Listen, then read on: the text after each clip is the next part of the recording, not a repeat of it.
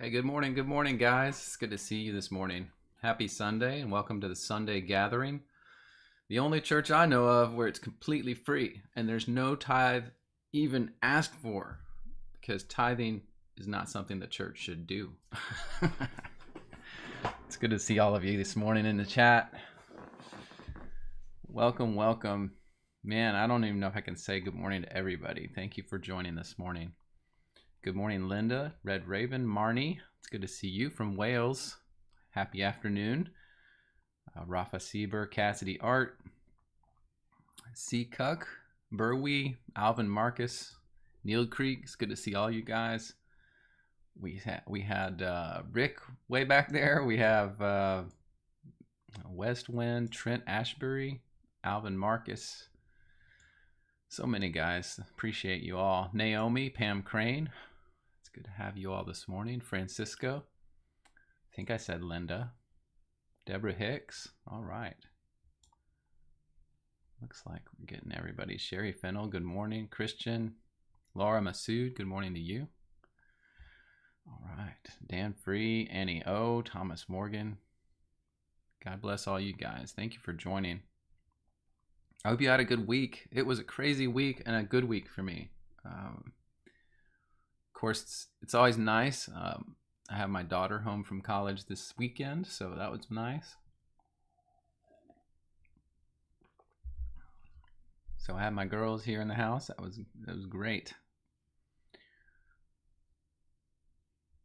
All right. Good morning, Julie Roberts, sorry. Clown World, good morning. It's good to have you.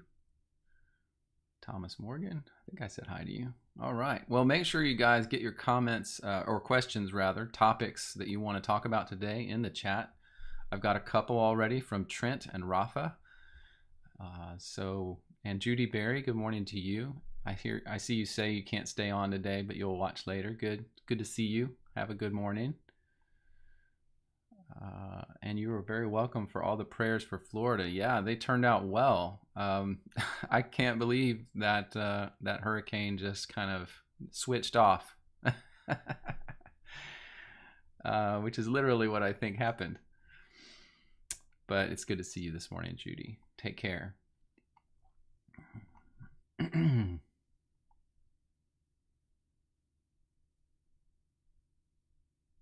Sherry, you said I look too young to have a daughter in college. Yeah, maybe I'm. Don't you see this gray? This gray right here? There's a little gray, a little salt and pepper in my beard too. I look young. It's just, I don't know, the way God made me. I look young. I'm probably twice what you think I am. Yeah, I'm old man. That's why I started to forget things. I'm getting bad at this. Like, I'm worried that over time I won't be as good or effective at what I'm doing here on the channel, because I feel like I'm getting old and forgetting things. So sometimes the questions come hot and heavy, and I'm still struggling, to figure out what answers I need to give. So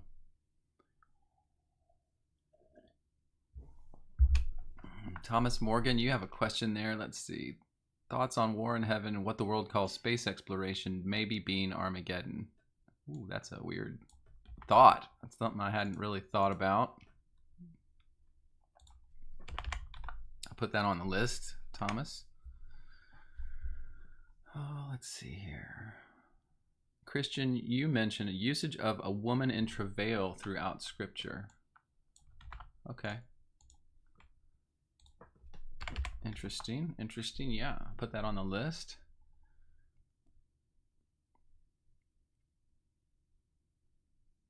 Rafa, you asked if because you say you've seen guys commanding storms and tornadoes to stop or change course in the name of God.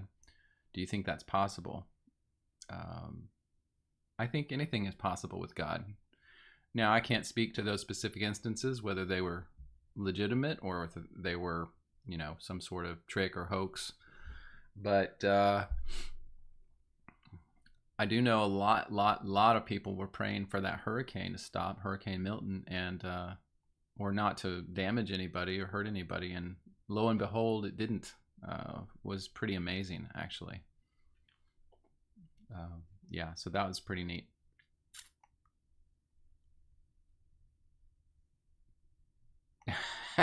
Marnie73, you say, you tell me, don't worry. It's always fun when you walk into a room and have forgotten why you're there. Well, that's been happening to me for years. So, I mean, even when I was younger, that just happens. All right. Neil Creek, you feel like the prayers helped calm the storm. Yeah. I think there was a lot more to that storm than meets the eye. I don't really know that I want to talk about it today, but I have posted in some other channels, my other channels, about that. So interesting stuff happened during that storm. Christian, you mentioned, did anyone see David Curtis's attack on Shade Stone? No, I didn't, Christian, but that's interesting. I would definitely want to see that. Is that online where we can get at it? Because that, I mean, me knowing both those guys, having met both of them, I'm curious to know what was said, what happened. That's interesting. I'm going to take that note down, Christian, at least, so I can look that up after we're done here. I mean, Shadestone's been a friend of mine. I mean, I think we do now disagree on quite a few things, which is frustrating for me, but, you know, and I've had some discussions with him about that. But I would be interested to see what David Curtis maybe had.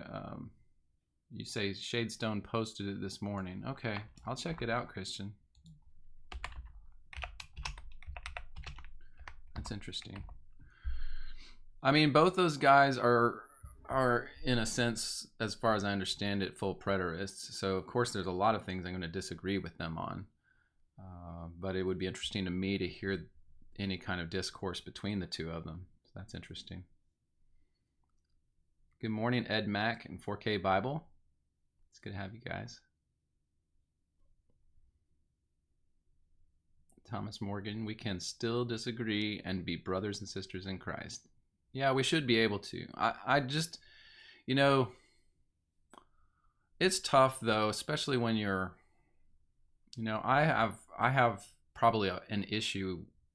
I have a personal problem, okay, a personal, I think, weakness in this. Like when I am passionate about what I believe, I am willing to put that at odds with people, even friends, because it's like I put the principle even before the friendship sometimes, and I think that that's a weakness of mine, actually. I don't know. In some ways it feels like a strength, and in others it might be a weakness. I don't know. I don't know how to always handle those situations, because I feel like the truth should hurt if it's contrary to what we believe. At the same time, I value friendships, but there comes this point when, especially like, I don't want to mention names, but when you diverge heavily and you realize you're teaching opposite things, it's like, how do you reconcile in a way that still looks like brotherhood and not endorse their views? Because I can't endorse views that I feel are wrong. So I'm just saying it's a difficult situation that we end up in, especially as teachers, where we're teaching things that are at odds, but we still are expected to be like brothers. It's just an awkward situation, because again, you just don't want to endorse ideas that are contrary to what you think are true. So that's why I have a very hard time with full preterists that I know, that I can be their brothers, but I cannot endorse what they teach. I can't. It's, to me, contrary to the testimony of Scripture, as well as all the other church writings that I've read. And so it's I have issue with that. I have to, I have to admit my weakness in that area. It's hard to figure out. Marnie, you mentioned Blessed Mommy. What did Blessed Mommy say? Let me go back. Blessed Mommy, I am glad you're here this morning. You mentioned, I have thoughts on what the Bible says about the seed of Satan and if Cain came from such. Yeah, we can talk about that. All right.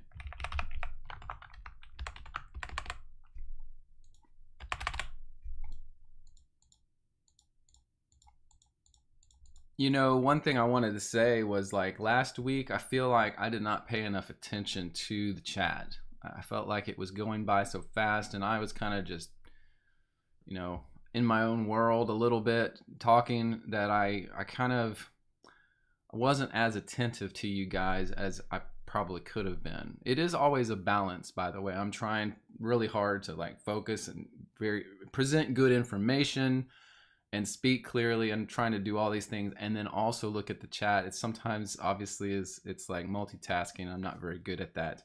So I just wanted to say that I think last week there was some ground I need to gain on the side of making sure I'm attentive to what you guys are saying, because that's really what we're doing this for. We're doing this for the interaction. Otherwise, I wouldn't be doing a live stream, right? So bear with me. Let me do my best to try to stick with you guys on the chat a little better this week.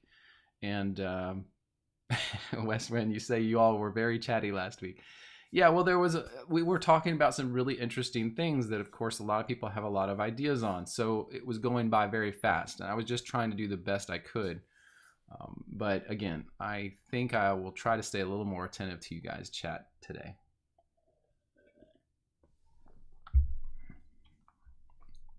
Yeah, so Blessed Mommy, I got your topic on the seed of Satan and Cain and all that.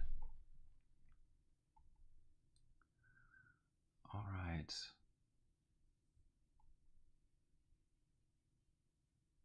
So Linda Connor, you mentioned in this conversation about disagreement with friends, you say you have a friend who doesn't believe, and you guys differ on your views on Trump, and so you just walk in love. You let her know it's okay. God is there when she is ready, and you plead the blood of Jesus over her house and leave. Yeah, well, I mean, sometimes that's all we can do is just pray for the people. We can't always change a mind, right? And that's usually, I've almost started to feel like in my life that it's God that changes minds. And I'm just here kind of like as his tool, if you will, his part of his machine. And if I do my job, then he is going to touch their minds and their hearts and change things. But I can't really change them. It's always up to God. It's up to me to be humble and available and to give myself to what God wants to do, just like Christ did when he was on earth. He gave himself fully to his Father's will.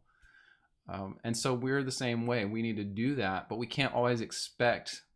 We don't change the minds. We don't change people's hearts and minds. We only are the tool set that God has to work with people. So anyway. Puckwidgey. Okay, now there's some more stuff coming in. Hold on. Francisco. Okay, that's not a topic. All right. Linda Connor. Yes. And then Puckwidgey, you jumped in. It's good to see you, Puckwidgey. You said, can I talk about the Orthodox Church and debunk their claim of apostolic succession? If not, it's okay. I get worked up arguing with them sometimes. Yeah, okay. Puckwidgey, on that one, to me, I think it's an important topic. So, Puckwidgey, just let me say this. The whole discussions, things like the Eastern Orthodox Church and the Western Orthodox and all of that, it's, that's always been outside my realm because I've been a Protestant, Southern Baptist most of my life. So the ideas of the different sections of the Episcopal and Orthodox churches and all of that is something I don't know that much about. So when you talk about the apostolic succession of the church, I feel like that's a topic that I really could and should expound on. Like I should research this and do a video on that, because I think that people that come from that background, like maybe yourself, really need to see that. They need to understand the truth of the situation. But I can't, me coming from zero to being able to tackle that in the live stream, to me is daunting, and I don't want to have to do that. To me, that's too important, like for people that need to hear that. So I would much rather take that as a challenge to get a video together on things like the Orthodox Church, apostolic succession.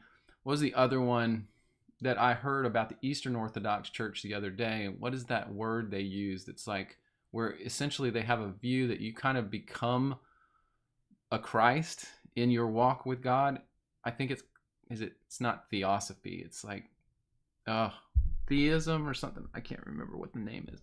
But you're going to know exactly what I mean if you have any Eastern Orthodox background. And so that's the kind of thing I think really deserves its own treatment. So Pukwiji, I probably will take that as a to-do instead of doing it on the live stream. So Dan Free, you asked, in addition to Blessed Mommies, you asked about the mark of Cain. Yeah, okay. What else? Again, I don't want to miss these things. Y'all are going by real fast now.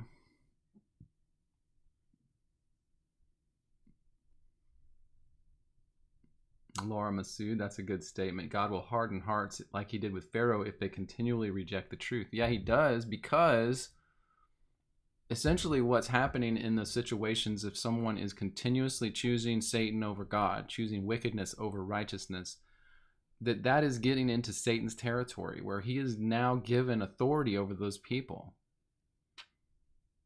There's so much more that could be said there, but it's a scary situation when a person is continually rejecting God.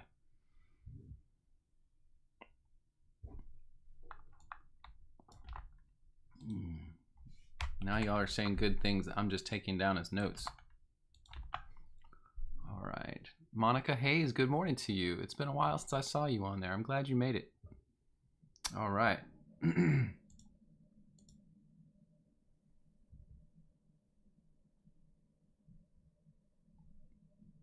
Yes, Laura, it's theosis. Thank you for that. Thank you for that.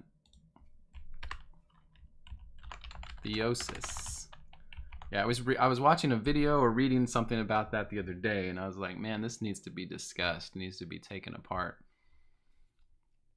Pamela's channel, you ask, when did natural Jerusalem reign over the kings of the earth, as it says concerning mystery Babylon? Okay, let me see, Pamela. I can put that on the list. And then, I don't remember if I've seen you before, so if you're brand new, then welcome today. It's good to have you. Very good to have you. All right, guys, I think that's about the number of topics we'll be able to do this morning. So I'm not sure if we do any more, we will be able to get any more topics. Trent, I did get your topic. I got your topic already on the Aurora Borealis and all that. So that's on my list. Yeah. But that's about all I have time for. I'm actually surprised nobody on so far today that I've seen has asked about the video that I published this week about the eschatology of the early church fathers. Actually, the reception of that video has been better than I thought it would be. I mean, I thought I would get just lambasted for doing that video, period. And I thought I actually would have a bunch of my regular listeners get upset about that video. I thought I would spend the entire week just arguing with people on comments. You know, I expected all of that, but no, it's funny. I've gotten great reception from you guys on that video. I think that maybe you could see that I was just presenting the information. Again, it's some really good information about the eschatology of those church fathers that you can't really find many people doing online. I don't know another place. I mean, you might be able to find it if you did some searching, but there's not many people out there that talk about the eschatology of the church fathers and how consistent it was, like I did on that video. So, yeah, I just hope that it resonated. I hope that, you know, to me, when I read through those and I just look at what are these church fathers saying, they all were talking about that final judgment. They were all talking about the great white throne that I had just done the video on. All of them. And so it all lined up with different aspects of that prophecy. And so it made sense to me. It also it challenged me to rethink some ideas and thoughts on 70 AD. What was it really? What should we call 70 AD? And some of that kind of course, you know, this is the other thing that's interesting. you guys realize that, like, now that I've brought the video out on the eschatology of the church fathers, now you need to realize I've been thinking and ruminating and researching on that and the surrounding information for now months. Okay. And so the things that, I'm able to bring to you guys, I've really ruminated on. I've really, they've simmered for a while. And so my brain has gone a lot of different directions already, and I've reached out to a lot of other information and research, but I just haven't shared it all with you. So the next video that I bring out, and I'm kind of getting to my announcements here, but the next video I bring out that's research is going to be the Day of the Lord, or it could possibly just be titled The Timeline of Prophetic History. Because they dovetail. Once you understand what the Day of the Lord really was, then the timeline of history becomes clear. Okay, I don't know. I don't want to say too much. Again, it's one of those things. It's like, once, I don't want to let the cat out of the bag too quickly, but it is really helpful. And I think once you see the timeline, it's just going to be so clear. You'll be like, oh, why didn't we think of it like this before? To me, it's like that. It's like, now I just totally understand. It's so clear to me. And it makes sense why people, well, it's starting to really make sense to me, all of it. And yes, for those who have asked, I just wanted to reiterate, I'm still feeling like we're definitely in the middle of the little season, or towards the end of it. That has not changed, and that probably won't change. That seems to be solid as far as the prophetic, timeline. We're definitely in the end of the little season. But it's the understanding and perspective of the church on what those other things are and when they occur that's key here. And so it's just sobering. I get my beliefs and my thoughts checked regularly by this research. Okay, so I just want you to understand, I'm just doing my absolute best to, as I understand things better, to bring that to you. And so if you're willing, stay on this journey with me, and just see what I present, and then, evaluate for yourself. Does that make sense? Is he saying something that's silly? Or is he actually putting the puzzle pieces together? That's up to you. So, all right. Well, thank you guys. Okay, the True Few, good morning to you. Michelle Horta, good morning to you. Flat Bob. All right, now we're getting everybody.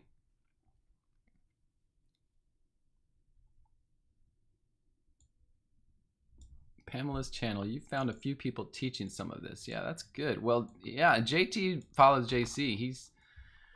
He's touched base with me a few times, and he sometimes is in the live streams here just to hear what we're doing, which is cool. But Pamela's channel, thank you for mentioning those. You said you've seen some of this other places. I'll look at some of those guys too, maybe, if I have time. Good morning, Kingdom Within. It's good to see you, brother. I hope you're doing well. All right, it is time. We need to go ahead and get my announcements out of the way and get started so we can go on some of these topics that you guys have mentioned. So to do that, let's see. I will show my screen because this is my website, and of course the address is in the top left of the video. And so bible-scribe.com will take you here and show you pretty much everything I have to offer is on this website or linked from this website. I try to do that because there's a lot going on. Of course, censors get in the way, so I have to post things lots of different places to bypass the censors in some cases. But Bible Scribe's channel is on YouTube, Facebook, Spotify, Rumble, Truth, X, and Telegram. I will mention that on the Facebook page, we also have a prayer group that is dedicated 100% to prayer. We've been praying through this week for the hurricane and the victims and the 17 victims, so to speak. And we've just been praying for each other. And it's such a blessing to have a group of people that I can at any time put a prayer request, and I know I'm immediately going to get a few people praying for that. What a blessing. And we all are taking advantage of that. We put our own requests in throughout the week. So if you're interested in that And specifically that we don't discuss things in there. We just put prayer requests and we put our prayers in there. Then you are welcome to join that, and I can approve your member request if you go over there. So there's that. There's the Bible app, which I'm going to use today on the live stream. It has the Bible and many other books in it. You can search across them all. It is free, but if you use it freely, you only get a few books. But if you will register, which is free for now, then I will give you access to all of these writings. There's about, 30, 40 writings that you can search across and cross-reference here.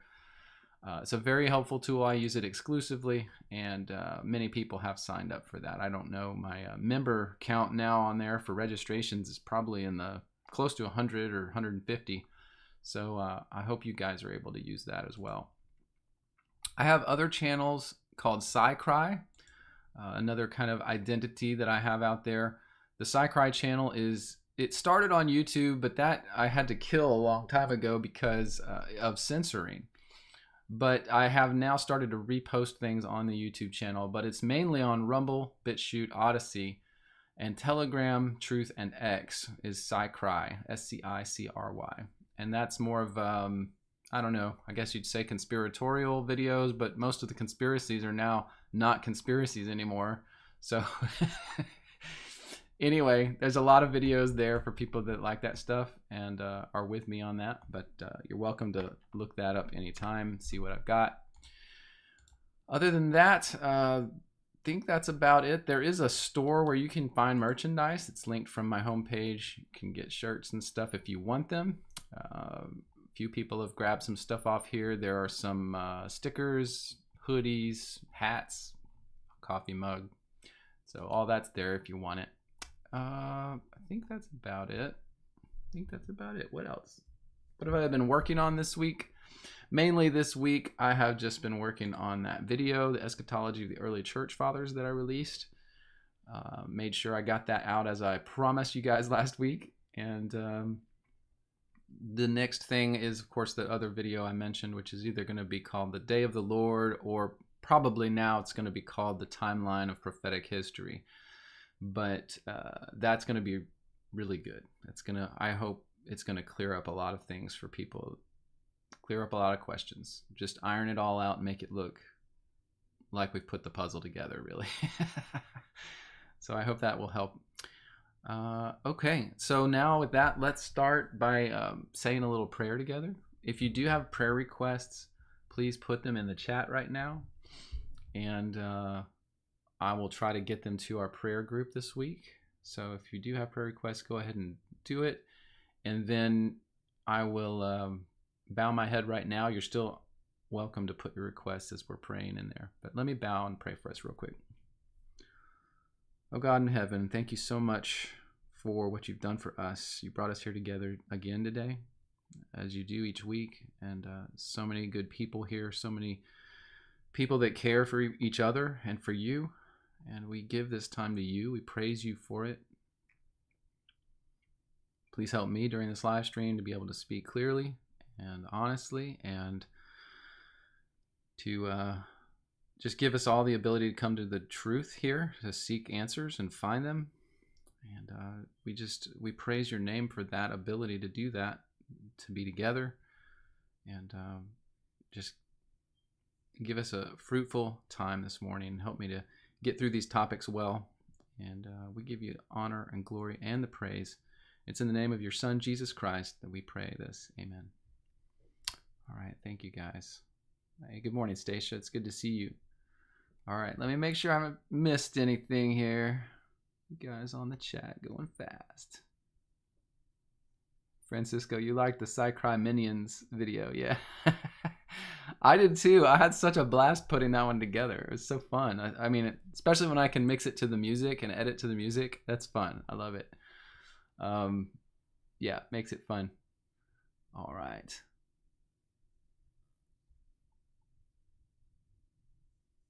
Oh, Hannah, good morning to you. Good morning, oh, Hannah. It looks like you're asking some questions. Let me see if I can help at all.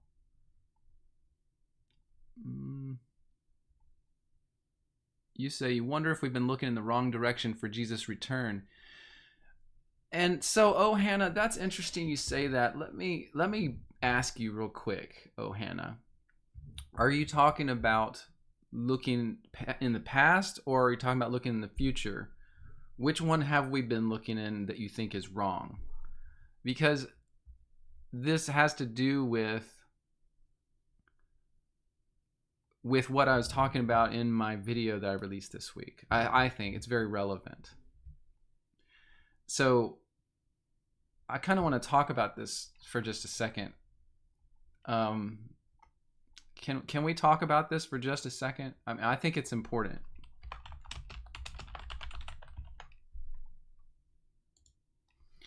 Let's just talk about this for 1 second before we get onto our topics.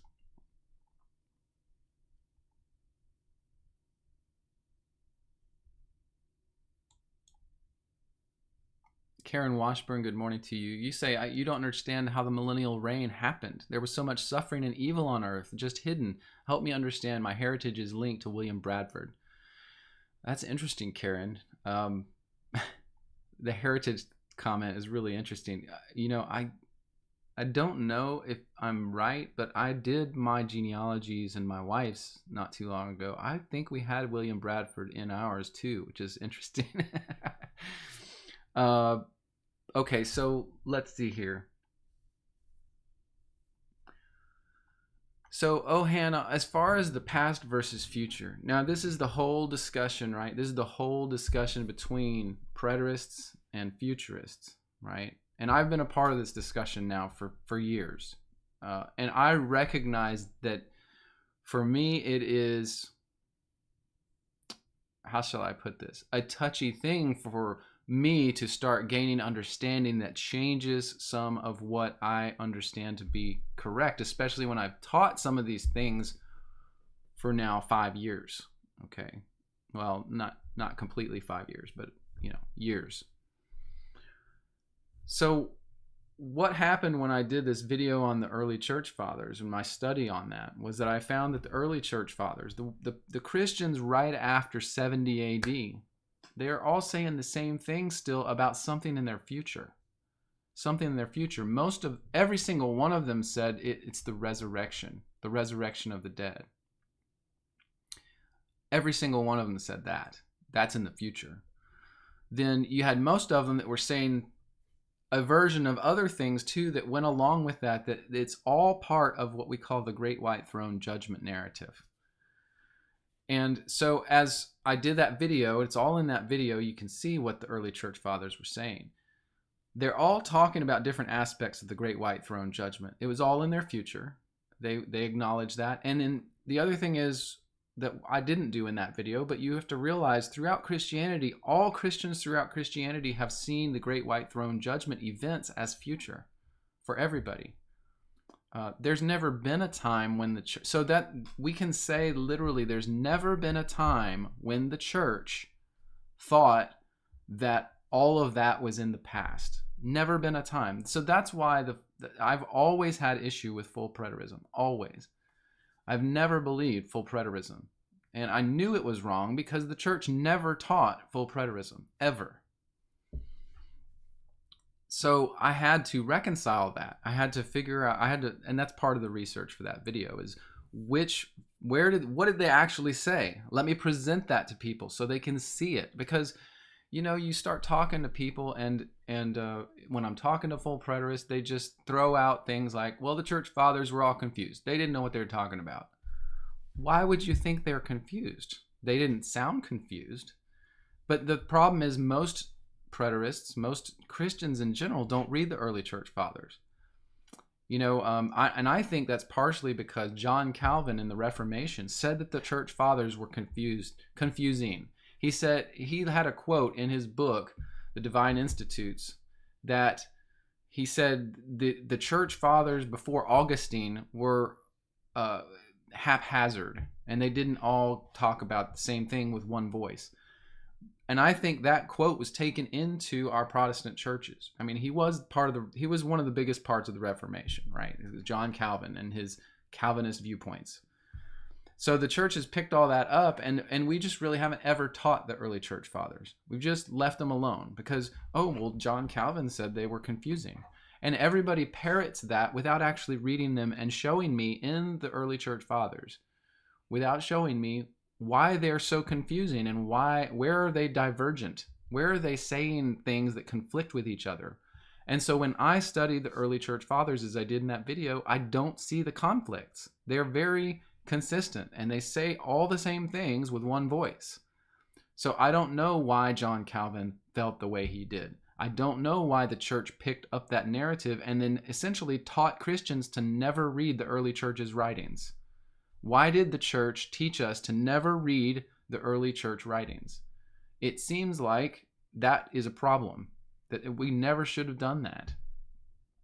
We never should have done it that way. The church should have always held the early Christian writings in high regard, along with the Bible, and it should have been part of our corpus of Christian literature that essentially was required reading for Christians after they know and have read the Bible. Why isn't it that way? Well, for me, it's that way. If you ask me what you should read as a Christian, you should start with the Bible. And then you should start reading other extra biblical works. You should start reading Enoch. You should start reading Jubilees and Jasher. I think those 3 books are very crucial to understanding a lot of things from early Judaism. And then after that, I think some of the Dead Sea Scrolls are important to understand. And then the early Christian writings are extremely important. And then as far as I'm concerned, after 325 AD with Nicaea and Augustine, you can throw all that out and you will be a perfectly good apostolic Christian if you only know the writings from before that time period. So now that's not to say there's not some value, especially I would say in the writings of Luther, Martin Luther, super valuable writings. So then that's to me later on. If you've done all the other, then you can go on and read that. So I'm saying all of this to just kind of tell you what is in my brain at the moment. So when we see the early church talking about 70 AD, and if you want to do some research on this, and I will present this in the upcoming videos, but you can see specifically in the Epistle of Barnabas, he talks a lot about the temple. He has a whole chapter about it. And they recognized the significance of the temple being destroyed in 70 AD and everything that happened.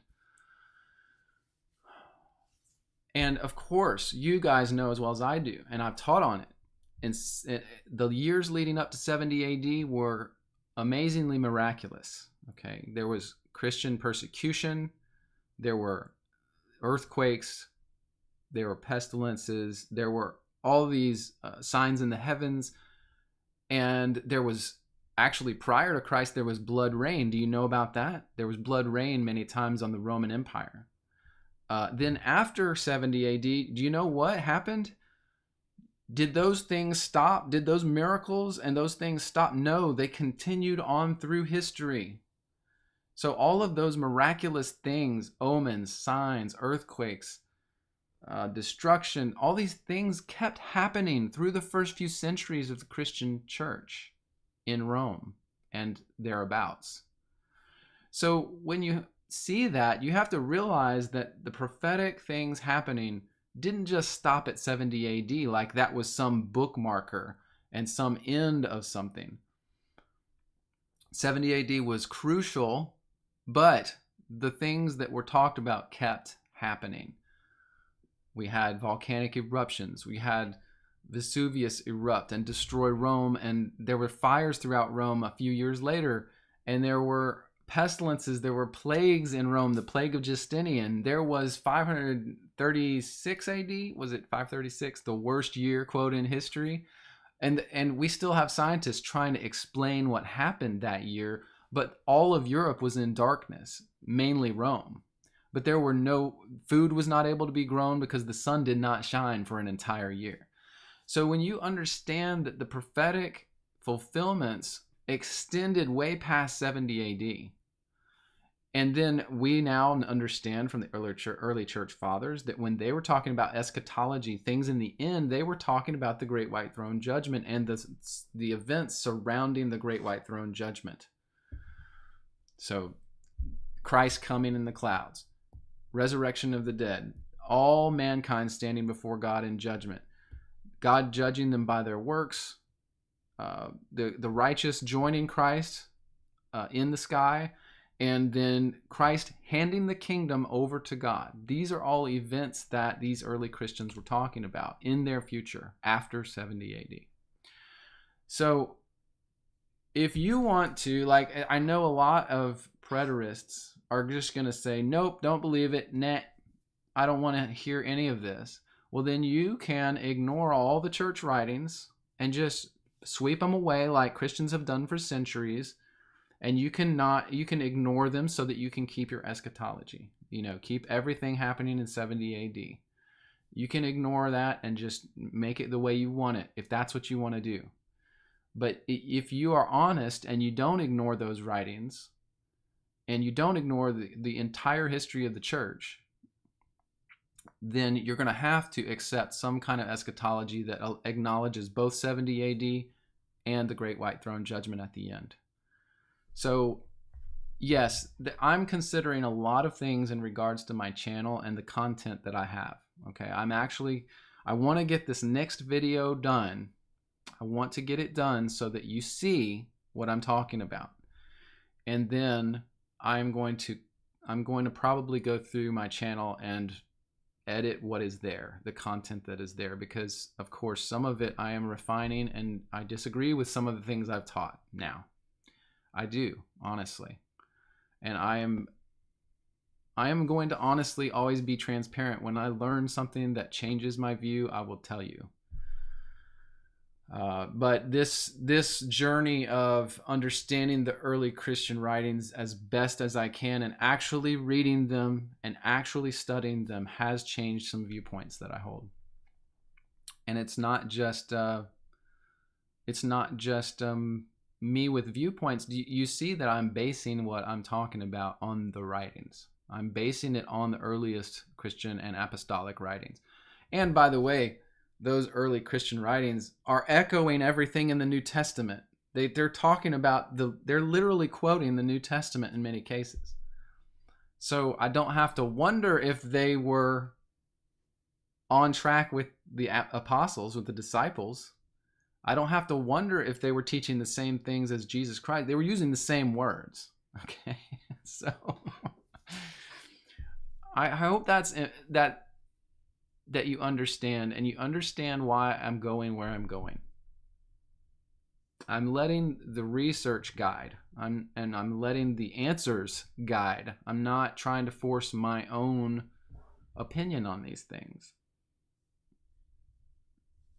And I do think, again, it's easy to feel like I'm trying my best to explain this stuff in a way that makes sense. Okay, I can see from the outside looking in that it's hard. You may feel like I'm just totally confused. Everything I thought is changing. I am doing my best not to let that get in the way of you understanding better.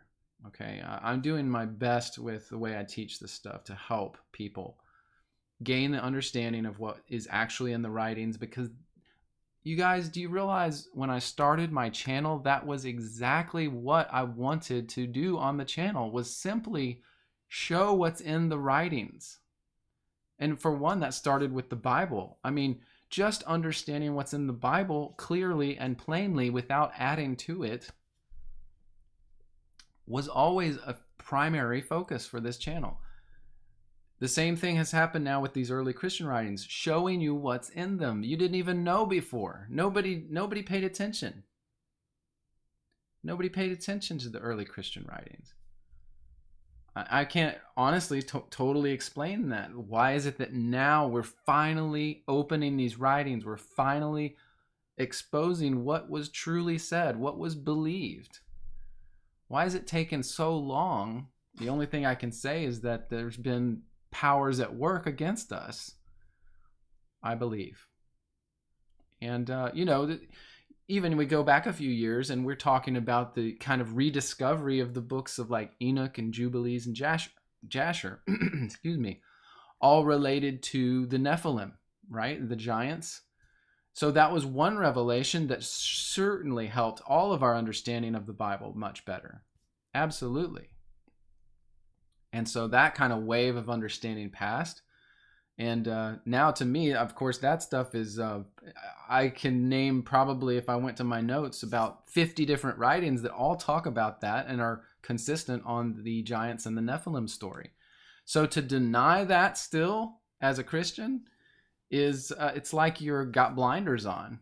If you deny that there were giants in the time before the flood and even after the flood, then you are literally ignorant of what's written, including the Bible, because the Bible echoes what's in these other writings.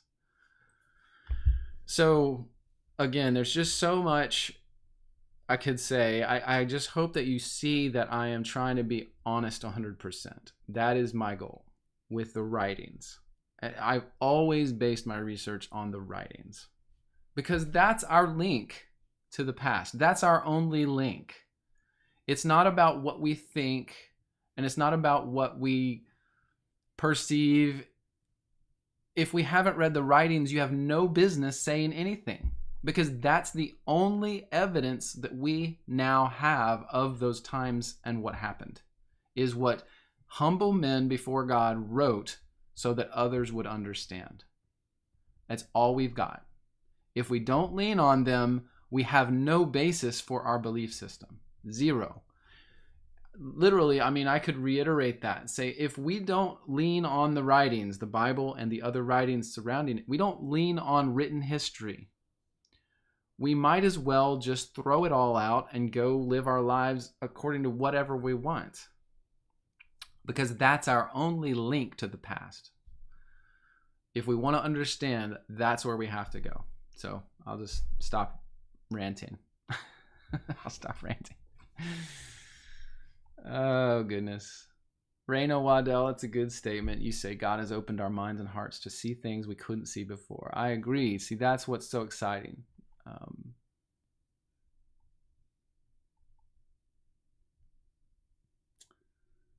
Yeah, Blessed Mommy, you mentioned how that generation would have felt if they didn't come. The church would have fallen apart. He wouldn't have been believed.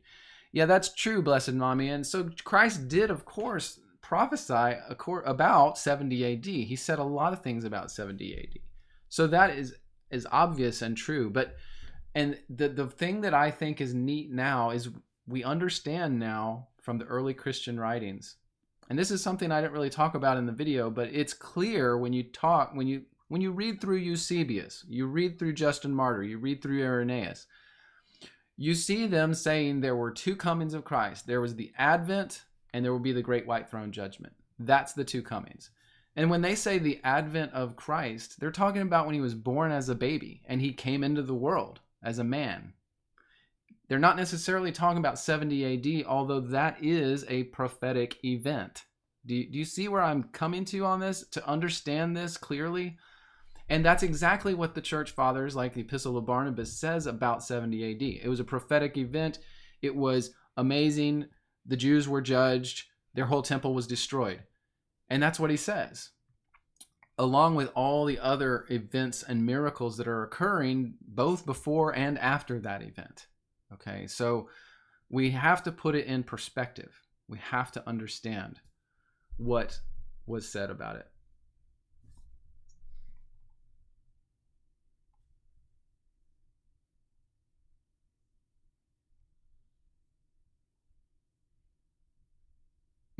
Yeah, you guys are saying some great things. Great things. I'm just really excited that you guys are thinking hard about this stuff. You're working with it. I can see that you, so that's what I was so excited about when I did the video. I saw people wrestling with the concepts instead of arguing against them immediately.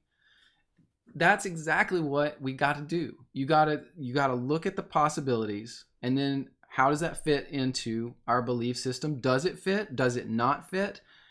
Does it match things in other texts? So now we're starting to do the work. That's what we have to do as Christians, to understand this stuff, because the church has not done this for us. They have not done this for us.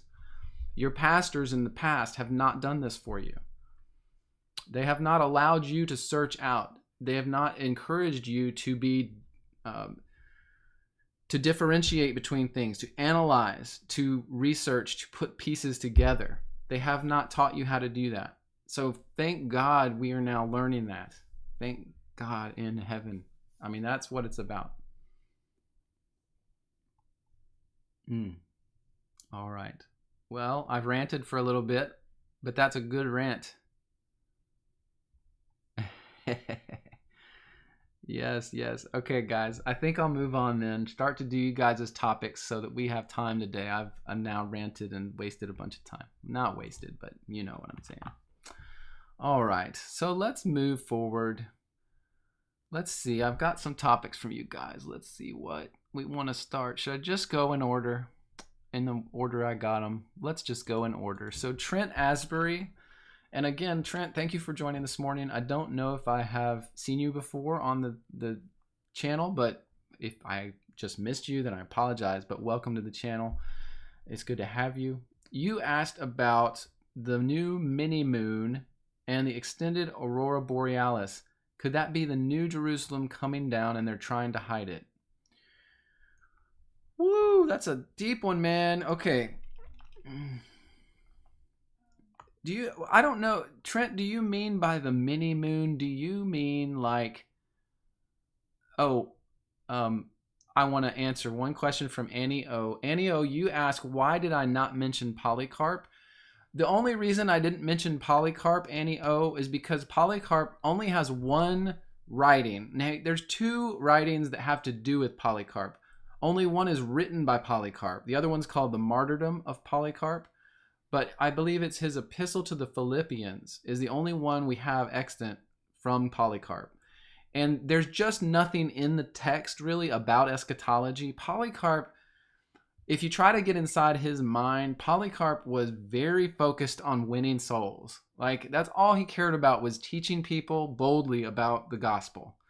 And so all of his writing in the epistle to the Philippians is all about getting people to understand the gospel and Jesus Christ. That's all he cared about. So he didn't talk a lot about eschatology. It just wasn't, I guess, forefront in his mind. If he had written more writings, or if we had more of his writings, we might have seen some stuff. But it just didn't have anything I could really show in the video. That's why I didn't do Polycarp. I just want to address that really quick for you.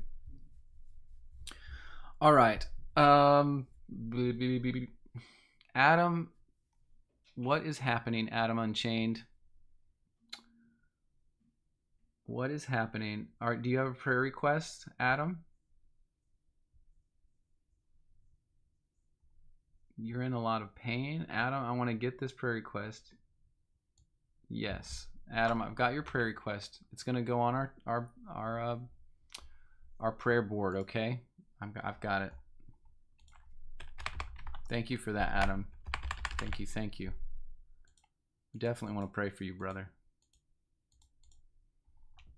All right. So talking about, let's see, Aurora Borealis. What was it? Mini moon.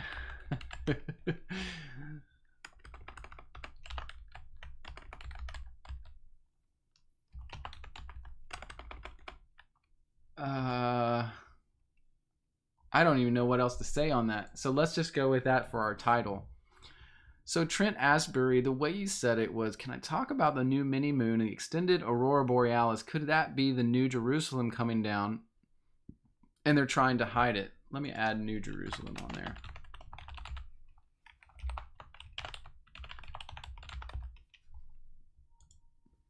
Okay. I spelled Borealis really badly there. Thank you for letting me catch that. All right. So I think because you asked for my opinion, Trent, I'll give you my opinion on this. It's not going to be helpful. Can I be honest? My opinion won't help you much.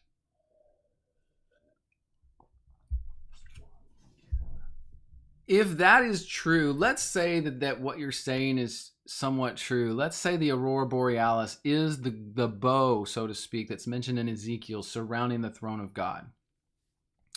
And let's say that the reason the Aurora Borealis is now being seen all over the world in different places from time to time, it's just extending way across the earth, is because heaven is being brought closer to earth. That maybe perhaps New Jerusalem is being prepared to come down out of heaven as adorned as a bride before God and land on the new earth whenever that occurs, and then be a part of that time period after the great white throne judgment, which would be what we call the 8th day in prophecy.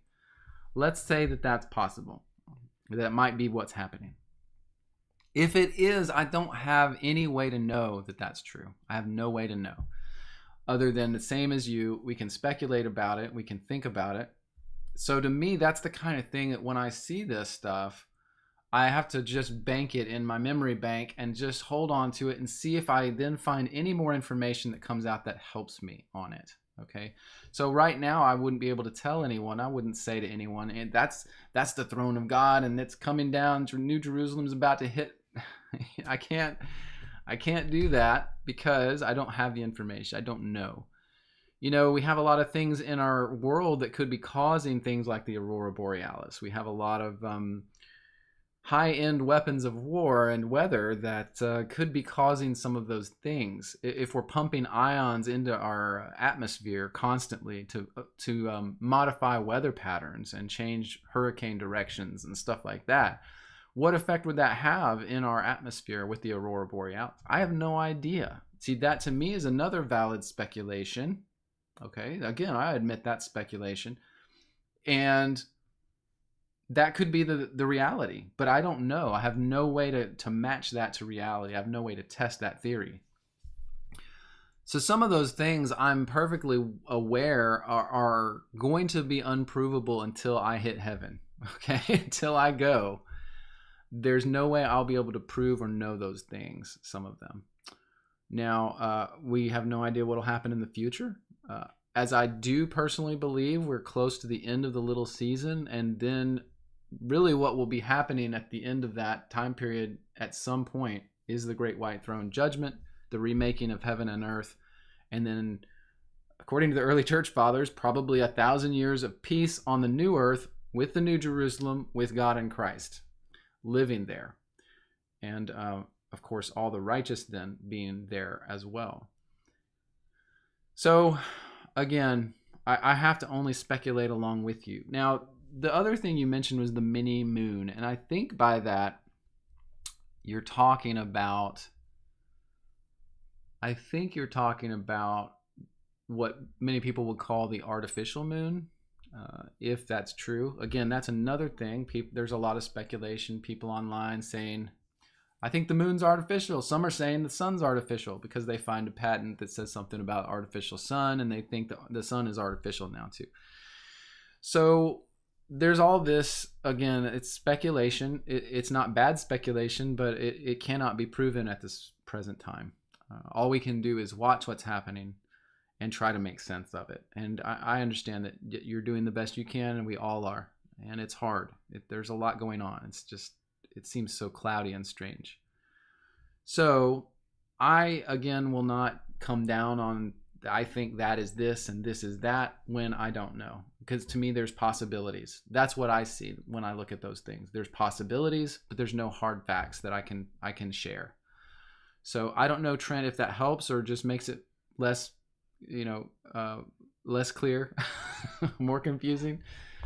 But I have to be honest with what I understand, and that's just my approach. I try not to tell people things without at least caveating that I just totally think it's opinion and I don't know.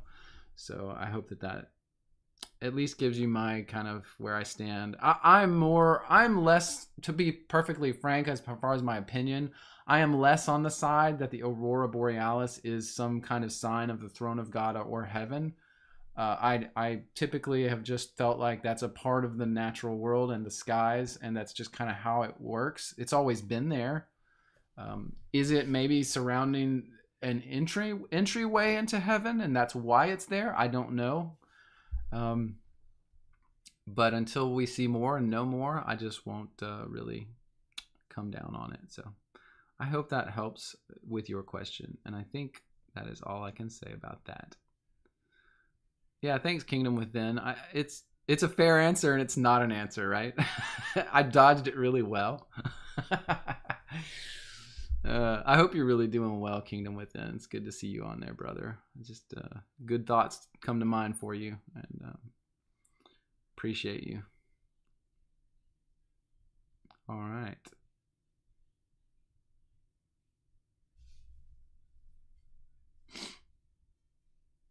Okay, just checking through your chat here, guys, to see if there's anything I need to talk about. All right, I think we'll move on then. Let's go to our next topic. Now, this is Thomas Morgan. We're doing some great ones today, guys. Here's what we'll call this topic. Space and Armageddon. Again, this will probably just be kind of an opinionated topic, but I'll try. I'll do my best. Oh, and I kind of skipped Rafa Siebers, but that's more biblical. So we'll do this topic, and then we'll get more into the biblical stuff. All right, so Thomas Morgan, you asked my thoughts on war in heaven and what the world calls space exploration, maybe being Armageddon. So Armageddon is an interesting bird.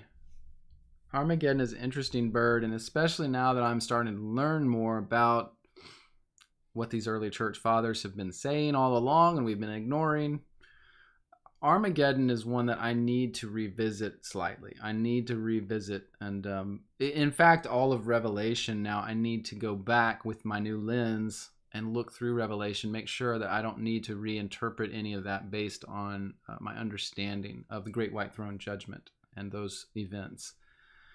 However, Armageddon, the words that were in the original writing, Har Megiddo, it literally is like Mount Megiddo or Hill of Megiddo. And it seems to refer to the hill and the plains of Megiddo. Okay, there's even now in Jerusalem, you can go on Google Earth or whatever and maps, and you can see there is a valley of Megiddo, and there's a mountain at that valley. Okay, it's called Har Megiddo, the mount of the valley, Megiddo. Now that's an actual location that's important in biblical prophecy. So it's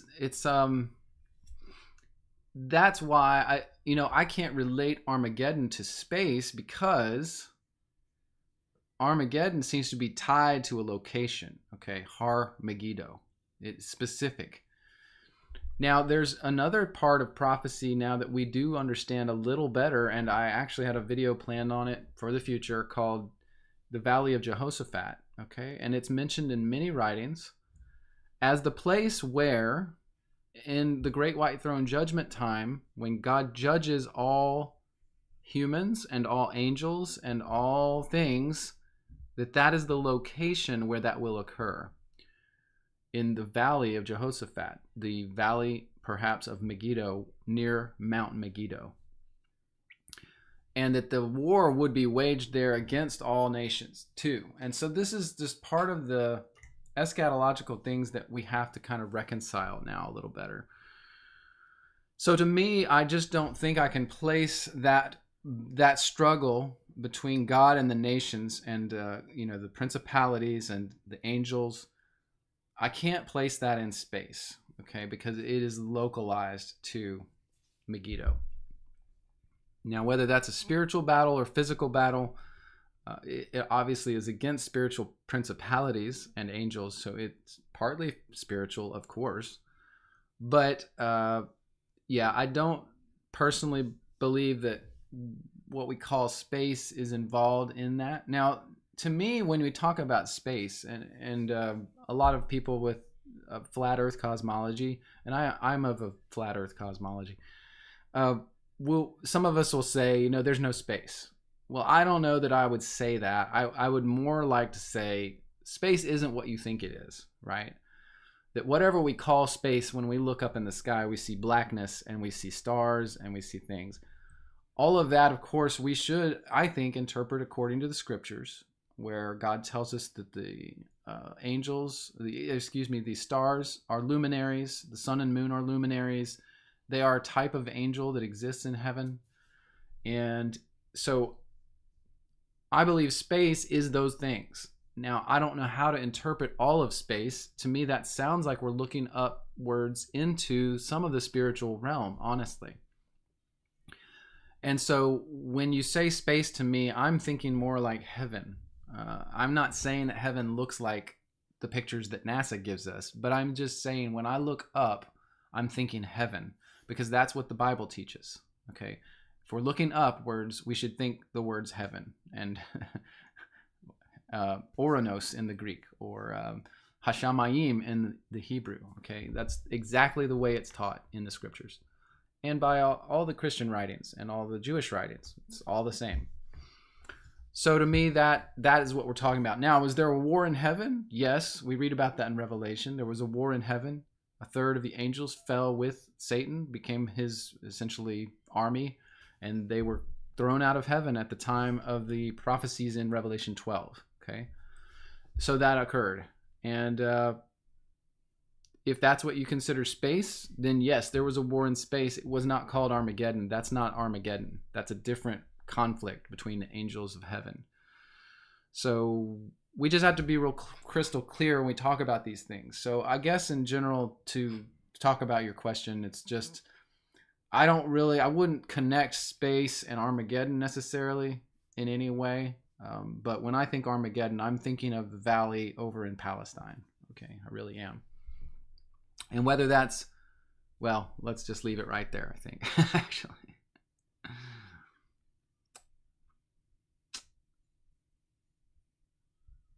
All right.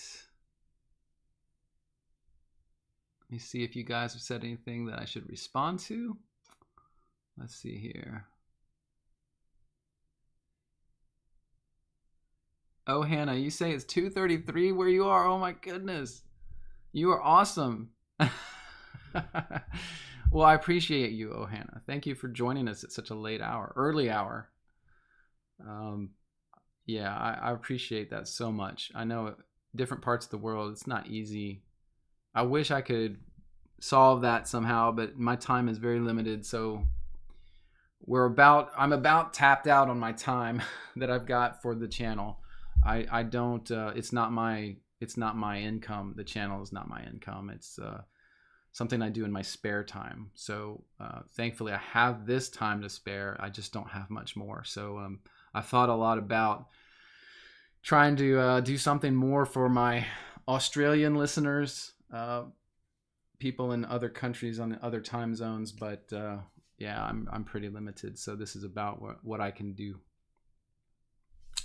All right, let's go to our next topic. So Rafa Sieber, you asked, John 14:12, can we also cast out demons and heal the sick? What works? And Hosea 4:6, how much knowledge, vibrations, chakras, somatics, manifestation? What is off track?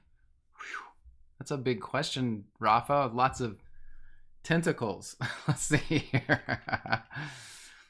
I'll just name this segment, can we cast out demons and heal the sick? Can we cast out demons and heal the sick? You specifically mentioned, Rafa, John 14:12. So let's just open that real quick and start talking about that. So if we go over here to John 14:12, make it bigger for you guys. What does John 14:12 say? Verily, verily, I say to you, he that believes on me, the works that I do, shall he do also, and greater works than these shall he do, because I go unto my Father. Yes. Okay. I think we've talked about this type of question before, but it's kind of like the question of, did the gifts cease after 70 AD? You know, again, I'm re-evaluating a lot about 70 AD. I'm just re-evaluating. I'm not changing everything. I'm just re-evaluating. But this is one thing that to me it has always been a problem. And the problem that I have with answering this question is that, when you're thinking in a preterist mindset about 70 AD, you think, well, maybe everything did stop at 70. Maybe all the gifts stopped. They were no longer doing things after. The problem with that is, in even the church fathers and the early church writings that I was doing in my last video, they talk about the miracles still happening, these types of things.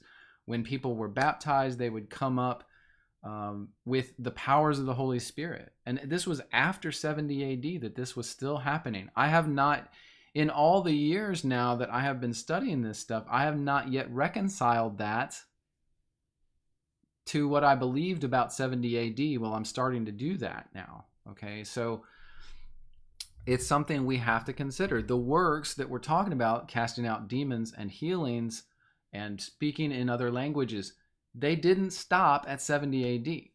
So it just didn't happen. Whether you wanted it to or not, it didn't happen that way. So your question, Rafa, is really about, can we do these things? Can we cast out demons? Can we heal the sick? And the question now gets harder for me. It gets harder for me to answer that. I know God can do those things. And so I know for a fact that it happens. Again, the question is now for me to figure out whether I believe that that changed somewhere back in history. When did it change and why? That's a really hard question for me to answer at the present time. That's a really hard question for me to answer right now. I do believe that if I am praying over a person that has a demon and I, in the name of Christ, cast that demon out, and God wills it to be so, that demon will leave that person. Now, do I understand everything about that? I'm not a spiritual deliverance, person. I just am not involved in it much. This is my thing. This is what I'm doing. I'm following God in teaching. That's what I'm that. When there's the list in, was it 1st or 2nd Timothy about some are preachers, some are apostles, some are this, some are that, prophets, blah, blah, blah. I'm the teacher one. That's what I am. Pastor, teacher type. So this is a hard question for me to answer now, Rafa. I will just be 100% frank with you. I know a lot of people are doing deliverance ministries, and the thing that's hard for me to reconcile is that when I look at people doing deliverance ministries, I see a whole gamut of ways they do it. They're all doing it different ways. And some say this works and some say that works. Some people will yell at the demon for 2 hours before it comes out of the person. Others will just pray and put some holy water on them and the demon supposedly comes out. I don't know what to think about that. Does God do things that way where he looks different in different scenarios? I don't know. To me, that doesn't seem like it would be that way if it was God. But I can't reconcile all that right now. I really don't know. But Rafa, you say right there, you say, he that believes in me, and you believe, and you see personal miracles happening now. I see miracles happening all the time. But to me, it's the question of, does it center around the believer with the Holy Spirit doing things? Like, are there believers out there that are truly traveling town to town healing people? I don't know. That to me is just a really hard question to answer.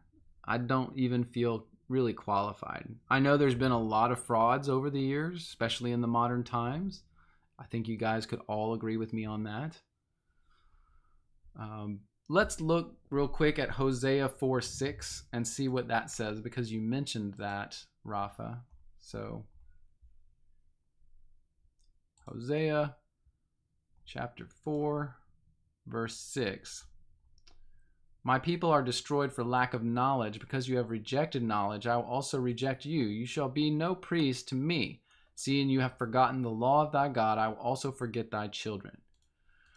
Well, the problem with that verse is, Rafa, it's talking specifically to Israel. Specifically to ancient Israel, not to us. Okay, that's just not even being said to us. So to me, that's not, I can't even take this verse because he's saying my people in the context of talking about Israel in verse 1. Israel back then. This is hundreds of years before Christ. This is not me. It's not talking to me. So to me, that's a problem. He's really just talking about Israel back then. But of course, we could say, oh, well, any people would be destroyed for lack of knowledge, even Christians, right? But he's really specifically talking to Israel here, saying that Israel had forgotten their law, the law of your God. I will forget thy children. So it's a condemnation of Israel for their sin here. Just not at all related to me. Bible scribe, you say the force is strong with me. Well, thanks, Rob. I appreciate that. Whatever that means. All right, let's see. What are we talking about here? What else are you guys saying?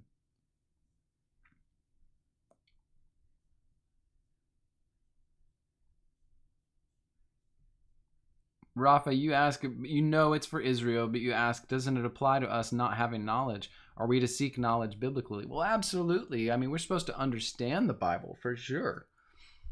The problem to me is, it's crazy that I have spent now 4 or 5 years teaching the Bible, trying to get to the heart of what it says and make it easy to understand just plainly as it's written. The problem is we bring so much to the Bible that we can't see it plainly as it is. It's almost like, if I had to summarize it, I've spent the last 5 years of my life on this channel trying to help people put away what they've already learned so they can then see the Bible as it is. And I mean, I'm in that boat too. I'm the same way, trying to strip the scales from my eyes, the scales that we look through. We look through a lens of our culture, right? And that culture includes Protestantism, Christianity, maybe Catholicism for you, maybe Orthodoxy, all these different things. And so we are looking at the Bible through those lenses. And until we can put the lenses down and just take the Bible and the other writings of the Christians, then we're not going to be able to get there. So yeah, we're supposed to seek knowledge, Rafa. I would 100% agree. We're supposed to seek knowledge, but we also, again, I think some people have been mentioning the faith part. The faith part is crucial too. It's almost like you have to have both. We also have to have faith that God is true, even though we don't understand everything, right? There's always going to be gaps in our understanding. I don't think we'll ever get there 100% on earth. Maybe we'll get close. I don't know, but I just am saying we have to at least do our best to understand and then give God the rest. Let him deal with the rest, even though we don't fully understand everything, okay? So there's some faith-based part to that too. Stacia, I like what you're saying there. You say the problem is that everyone wants to have the right answer, but Christ has the only right answer. Thus, those red letters should be our foundation. Yes, the red letters should be the foundation. And you say that even Revelation was promised to that generation. Yeah, well, sort of. Sort of. He did say the things that he was going to write about were going to come quickly. He did say that.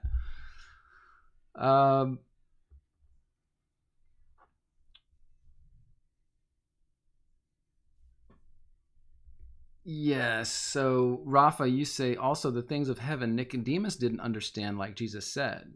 Now, you ask about chakras. I mean, chakras are not things of heaven. Chakra is Indian and Hindu concept that is, it's ancient. I mean, it may have something to do with reality, but it's also in that religion used for things that God has not recommended as ways we should get in touch with him. Aligning your chakras and opening your third eye is not the way God taught us to interact with him. Christ came to teach us the way, and the way he taught us was through prayer to the Father. And so anything outside that box is, to me, not recommended, number one, by Christ, but also in a way dangerous. And perhaps that's why he didn't recommend those ways of us getting in tune with spiritual things.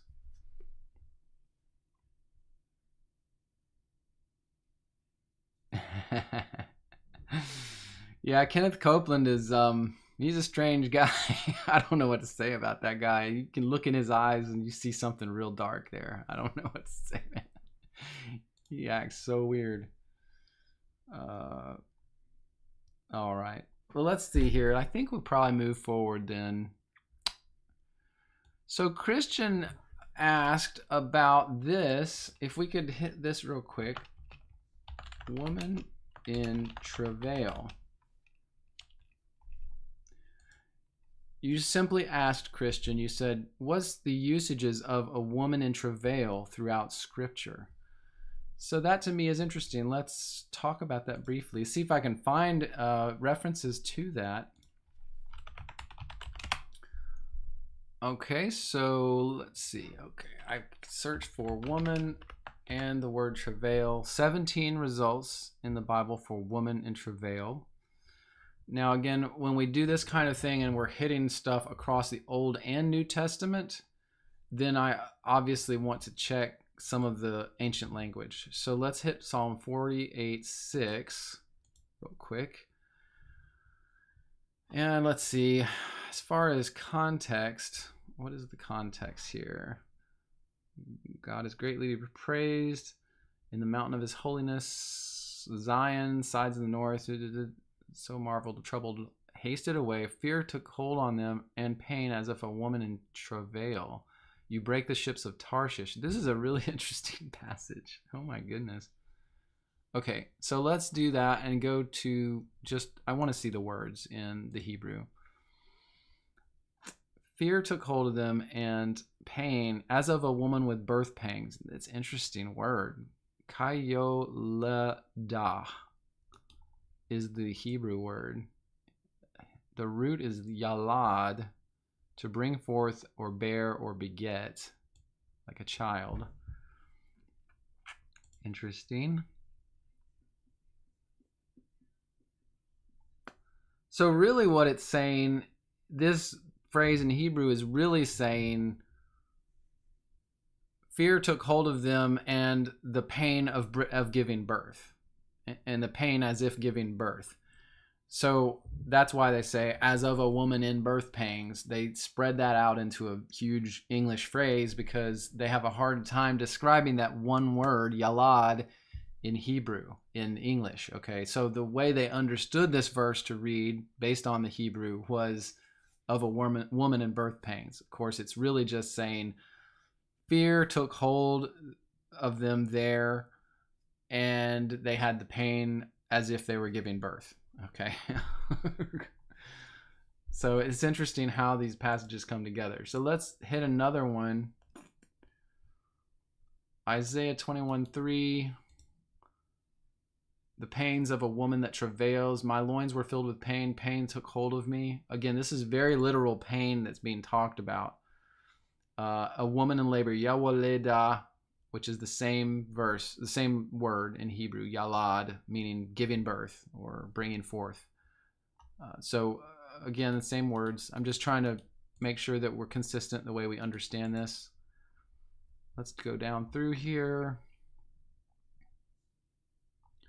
Micah 4:10, bring forth, O daughter of Zion, like a woman in travail, for now shalt thou go forth out of the city, and thou shalt dwell in the field, and go even to Babylon, and there shalt thou be delivered, for the Lord shall redeem thee from the hand of thine enemies. Man, it's such interesting. This is a very interesting kind of journey that you've taken us on, Christian. I appreciate this. I bet this is the same Yalad word. Yep. Kayo waleda. Yalad is the root. Very interesting. I mean, it mirrors Revelation chapter 12 perfectly when it's talking about this in terms of the prophecies, right?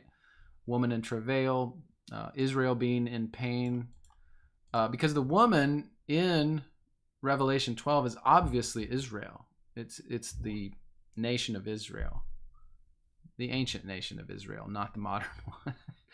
And it would bring forth the man-child, right? The man-child is, of course, it's Christ. So it's interesting that now we see these are all connected. Now you're saying, Christian, you want me to check. Let's hit Jeremiah 31:15 real quick. Jeremiah 31, let's see, 15, you say? Okay. Thus says the Lord, a voice heard in Ramah, lamentation, bitter weeping, Rachel, weeping for her children, refused to be comforted for her children because they were not. And of course, up here we saw in verse 8, the verse, gather them from the coast of the earth, blind and lame, woman with child, travaileth child together, great company return thither. Yeah. Sounds to me, again, like it's all connected. The woman in travail, it sounds like, in prophecy at least, it's all connected to Israel. And it sounds like it's connected to the whole sojourn in Babylon and then coming back and then birthing the man-child, as in Revelation chapter 12. So you mentioned check John 16. Let's go there real quick. It's a very interesting journey we're on here together. Thank you again, Christian. It's good stuff. Hello, Armored Raven. It's good to see you, brother. All right. So a woman, when she is in travail, has sorrow because her hour has come. As soon as she is delivered, she remembers no more the anguish for joy that a man is born into the world. Yes. So that to me sounds exactly like what we see with Christ coming into the world. Israel should have been sorrowful before that, but then had joy because Christ had come. The Redeemer, their Redeemer, along with all the rest of us, had come. Of course, we're all grafted into those inheritances, right? But yes, the woman in travail has sorrow. It says, weep and lament, be sorrowful. Your sorrow will be turned to joy, and therefore you have sorrow now, but I will see you again. Your heart will rejoice, and your joy no man taketh from you. Very good. Okay, so this is Christ talking, right? You know what I need to do is I need to somehow get the red letter text into my tool online, because that would be helpful to me.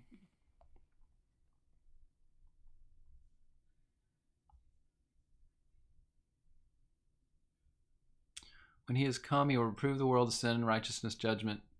Righteousness, go to my Father, see me no more. What are you saying, Christian?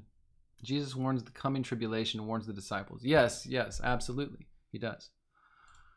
When the Spirit of truth has come, he will guide you into all truth. He's talking about, of course, the Holy Spirit.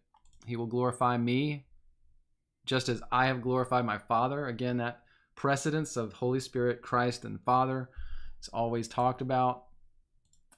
The things the Father has are mine. Therefore said I, he shall take of mine. I will show it to you. Little while you will not see me. Talking to the disciples, okay? So he's telling them what is happening then. The disciples said, what is this? He says, a little while and you will not see me, and again you will see me, because I go to the Father. And because I go to the Father, not with. What does he says, a little while? Well, he's talking about his death and resurrection. And again, this woman in travail in verse 21 is tied directly to Christ's resurrection. That's the joy, okay? So he has then redeemed Israel so that their sorrows should be turned into joy at that point. And ye now therefore have sorrow, but I will see you again. Your heart will rejoice. Because at that point, they know the resurrection was real because God raised Christ, okay? So this all fits together perfectly.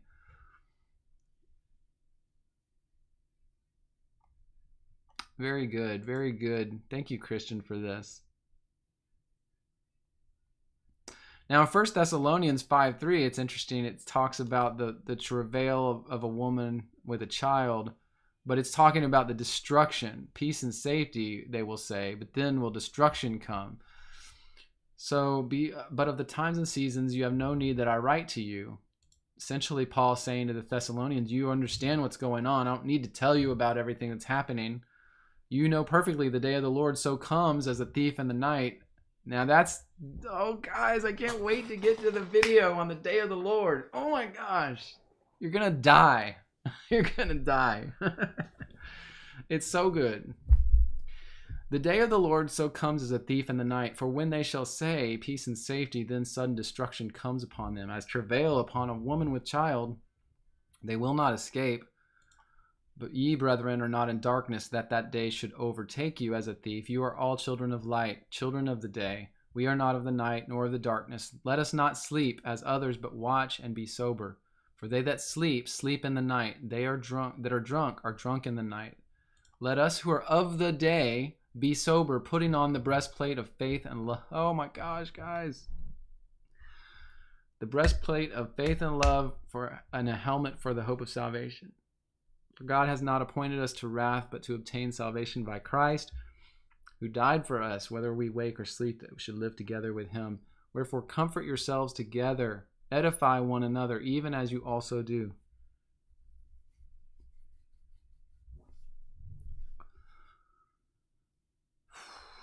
That's good stuff.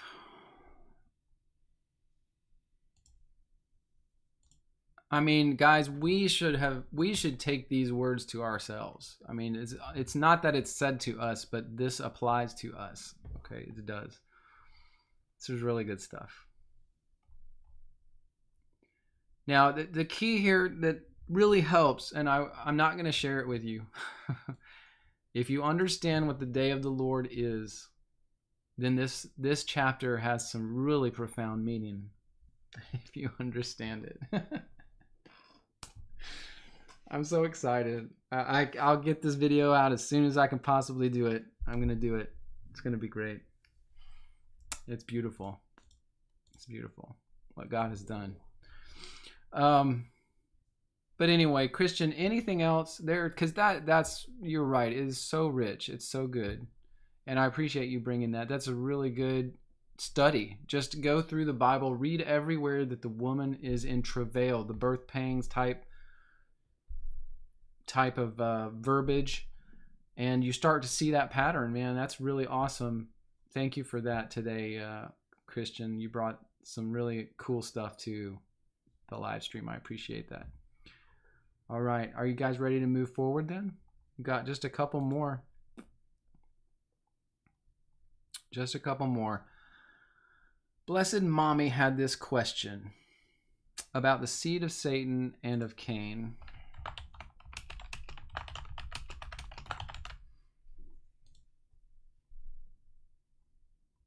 So let me think. I've talked about this a little bit before. Specifically, I mean, I think that you're saying this type of thing, you're talking about in reference to like serpent seed mentality and that kind of a thing. So let's do this. Let's go back here. Whoop. Seed.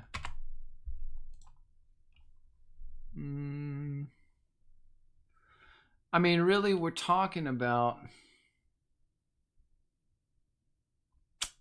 Genesis 3. Where is it? Verse 15.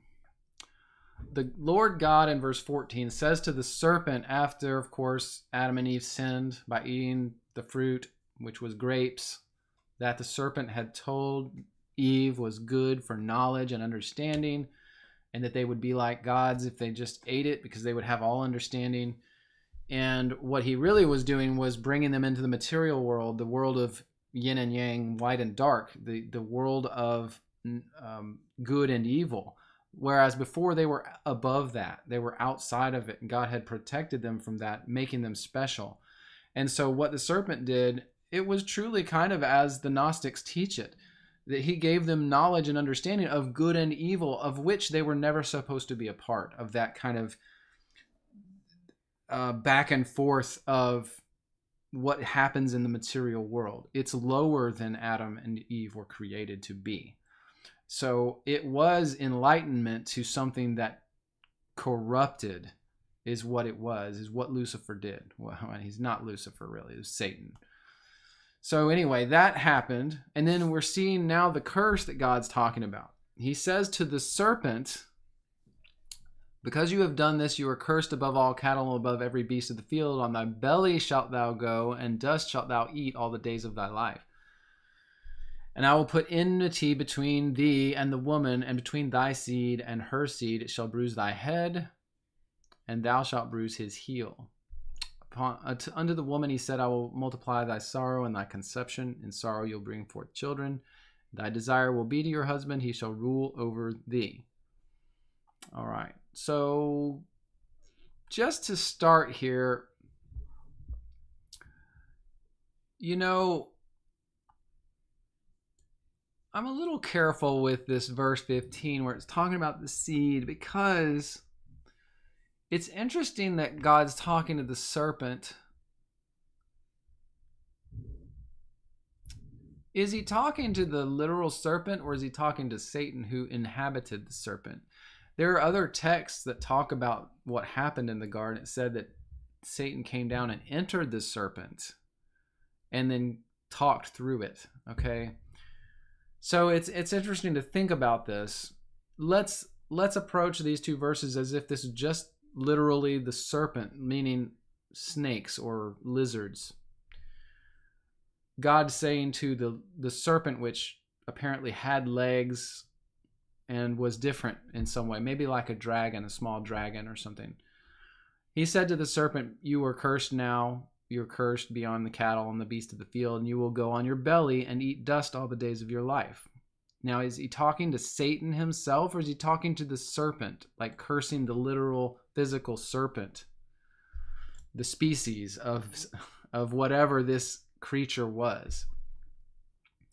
And he will put enmity between that species and the woman, and you will bruise its head, because it will be, of course, snakes, they go in the dust, and you will bruise their head, and they will bruise your heel by biting.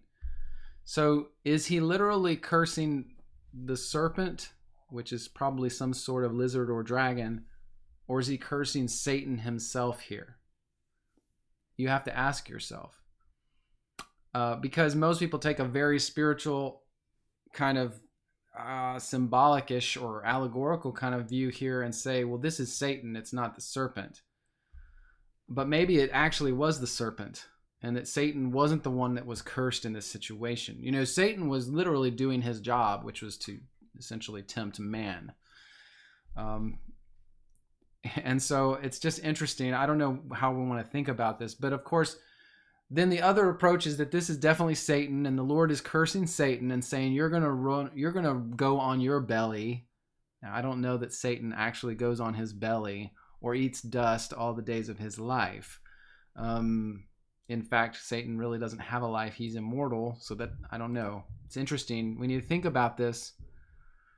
But if it's Satan and it's Satan's seed, and then this is some allegorical reference to bruising Satan's head and Satan bruising man's heel, then that's another way to look at it, okay? So that being said, it could be, I don't know. I feel less like this is actually Satan being cursed, but it's literally the beast, the serpent, being cursed because he was inhabited and used by Satan to do this thing. So let's look at the other part of the seed thing where it comes to Abel and Cain. Let's see, Genesis 4, verse 25. Adam knew his wife again. She bare a son named Seth. God said, she hath appointed me another seed instead of Abel, whom Cain slew. So this seed is Seth. And I want you to see something, though, here in the Hebrew. When we talk about this word seed,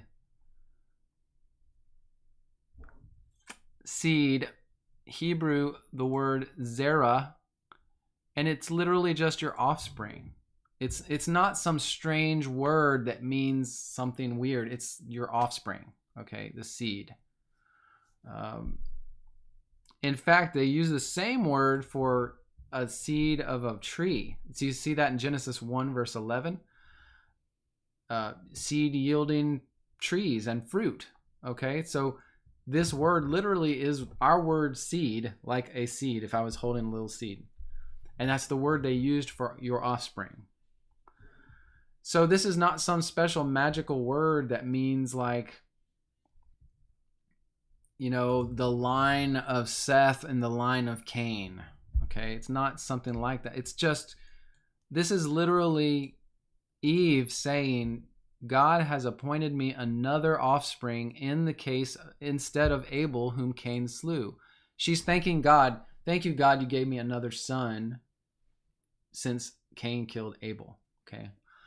So all the different discussions to me out there about the line of Cain, the line of Seth, the line of Satan, as far as genetics or something like that, where it's like being passed down through lineage, and that there's some race that comes out of the line of Cain or Satan that is corrupt, or something evil, wicked, reptiles, whatever you want to say about that. To me, that is drawing from a lot of, number one, esotericism and Gnosticism, but also kind of like speculative nonsense. Like, I just don't, the Bible doesn't teach it. You can't find it in any of the church writings, any of them saying this stuff. If you go to Gnostic texts, you can find some stuff like this. I've heard some people say that the Kebra Nagast includes some stuff about the serpent seed material, but when I have looked in the Kebra Nagast, I have not seen that at all. So I would have to have someone literally show me in the Kebra Nagast what supports the idea of serpent lineage through humanity. So I don't know if that helps, Blessed Mommy, but in regards to your question, I just don't, these spiritual genetic lines that come through humanity, I don't see that. Now, there is a corruption of humanity that occurred in Genesis 6 with the fallen angels, of course. And so the line of the Nephilim is a line that went in through humanity, and it, even I believe, continues to this day. That there are some family lineages and bloodlines that continue to revere and try to preserve their heritage from angel bloodlines. Okay, I think that's true. But is that the line of Cain? That's questionable at best. Now, I will say this. There are some, as far as I understand it, there are some Illuminist groups and bloodline groups that claim this line from Cain or from Satan himself, from Lucifer. But, again, I think they are drawing on Gnostic and esoteric speculation. They're not drawing from reality. Because, again, you just can't find any information if you go to real sources on this stuff. You can find Kabbalistic writings that talk about some of this, and Gnostic writings. Okay, so you have to make your own determination on that. As far as what I will believe, I will leave those texts aside, because Kabbalah and Gnosticism is anti-God, anti-Christ, and it is drawing from things that are of Satan himself. So I don't subscribe to that kind of thing. Jorg Singh, you mentioned 1 John 3:12. What's in 1 John 3:12? Let's see real quick. 1 John 3:12. Let's see.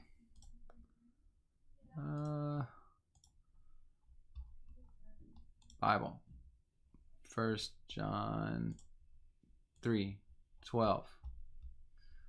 It says, not as Cain, who was of that wicked one, and slew his brother.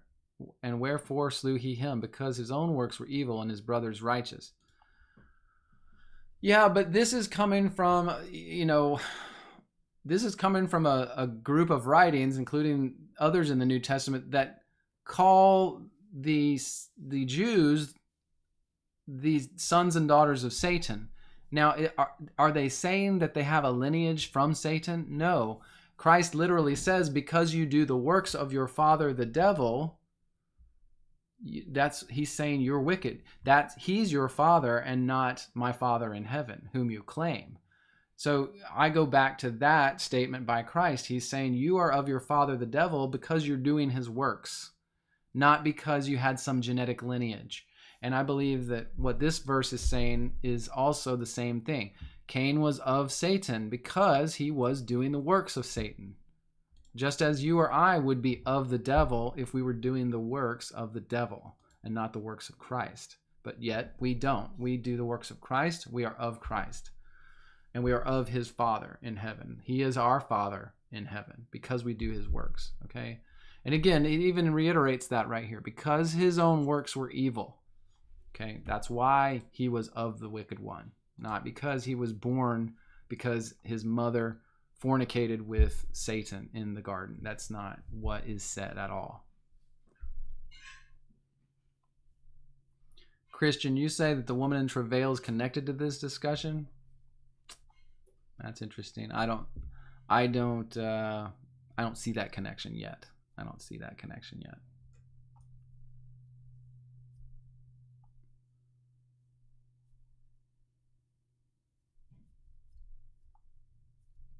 The Red Raven, you say that I have talked about the possibility of setting something like that up. What is it that I'm talking about setting up? Oh, well, let's see. CCAC, you're asking if we can include the missed questions today in my next video if they pertain to the subject. Yeah, you mean the live stream, CCAC? The problem with that is that I'm now getting so many topics that, like, there was either last one or both the last two live streams, I've had at least 4 or 5 extra questions. I don't have the time to do that, to continuously like build the question list. It just gets out of hand. I'm getting to where I have to just start over fresh each week. I just have to do it because we can't get to everything. We just can't do it.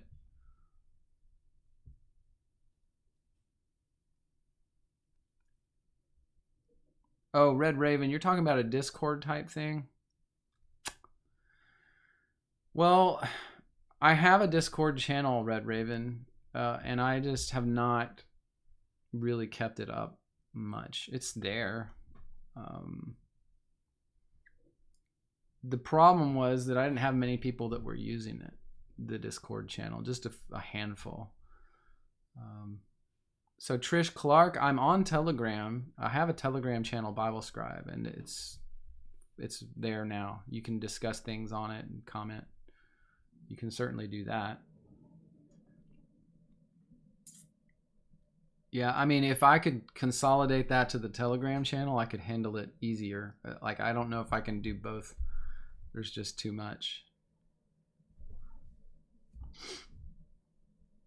Okay, cool, Trish. I'm glad you can find it. It's easy. Bible Scribe on Telegram. Yeah.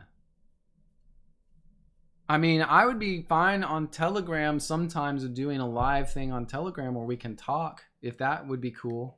Would that be cool? Alvin Marcus, I have considered writing a book, but that book so far that I've started writing is about my journey on this channel. That so far is my writing that I've been doing. I'm trying to catalog what has happened. It's so amazing to me, telling the story of Bible Scribe and what kind of has happened with this channel and everybody. All right. Well, guys, there's one topic left. Let's see if we can do it real quick. Pamela's channel asked, when did natural Jerusalem reign over the kings of earth, as it says concerning mystery Babylon? All right, so let's do that. I've got to change this. I want to turn off the screen there. So let's see how I'll word this Pamela's channel. When did Jerusalem reign over the kings of earth? I'll do it that way. When did Jerusalem reign over the kings of earth? All right. Concerning mystery Babylon specifically. Okay. Let's see if I can do this. Let me look for something real quick in in the Bible.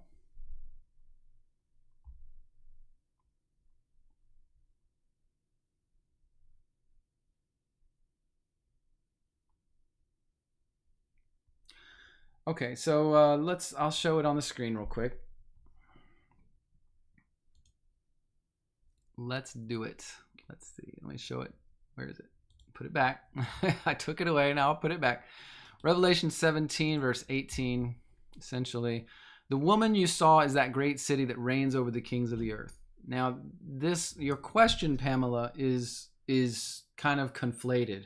You're putting a lot of things together that I'm not sure should necessarily be put together.